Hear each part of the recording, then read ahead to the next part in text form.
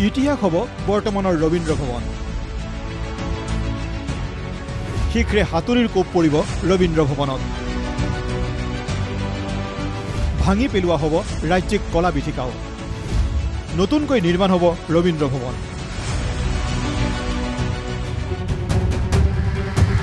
যোৱা 2023 বৰ্ষতে NKTVত সম্প্ৰচাৰ হৈছিল ৰবীন্দ্ৰ ভৱন ভাঙি পেলোৱাৰ বাতৰি।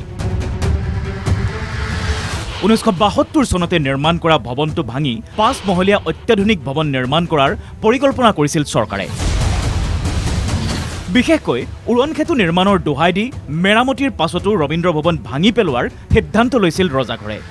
আনকি লোক নিৰ্মাণ বিভাগে DPR প্ৰস্তুত কৰি জমাও দিছিল সাংস্কৃতিক পৰিক্ৰমা বিভাগক।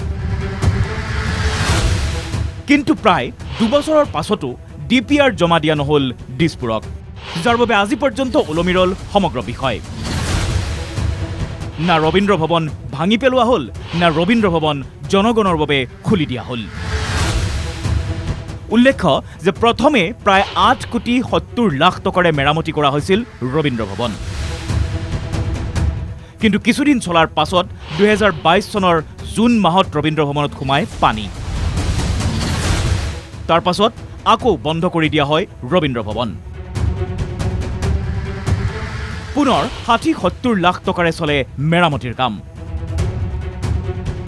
কিন্তু মেৰামতি সম্পূৰ্ণ হোৱাৰ প্ৰাক্ষণত ৰজাঘৰীয়াৰ সিদ্ধান্ত, সম্পূৰ্ণৰূপে ভাঙি পেলোৱা হ'ব ৰবীন্দ্ৰ ভৱন, কাৰণ উৰণ সেতু নিৰ্মাণ। কিন্তু উৰণ সেতু সেই স্থানলৈকে নিৰ্মাণ কৰা নহ'ব বুলি সিদ্ধান্ত হোৱাৰ পাছতো ভাঙি পেলোৱা বা খুলি দিয়া নহ'ল ৰবীন্দ্ৰ ভৱনটো। অথচ ৰবীন্দ্ৰ ভৱনৰ পৰা বছৰি ৰাজহ সংগ্ৰহ হৈছিল 10 পৰা 12 কোটি টকা। কেৱল ৰাজহৰ পৰা বঞ্চিতই নহয়, বছৰ বছৰ ধৰি ৰবীন্দ্ৰ ভৱন বন্ধ হৈ থকাৰ বাবে ইয়াৰ প্ৰভাৱ পৰিছে ৰাজ্যৰ সাংস্কৃতিক ক্ষেত্ৰখনত। নাট্যকৰ্মী, শিল্পী, কলা কুশলীসকলে নাটকৰ বাবে এখন মঞ্চ বিচাৰি হাবাথুৰি খাব লগা হৈছে ৰাজধানী মহানগৰীত।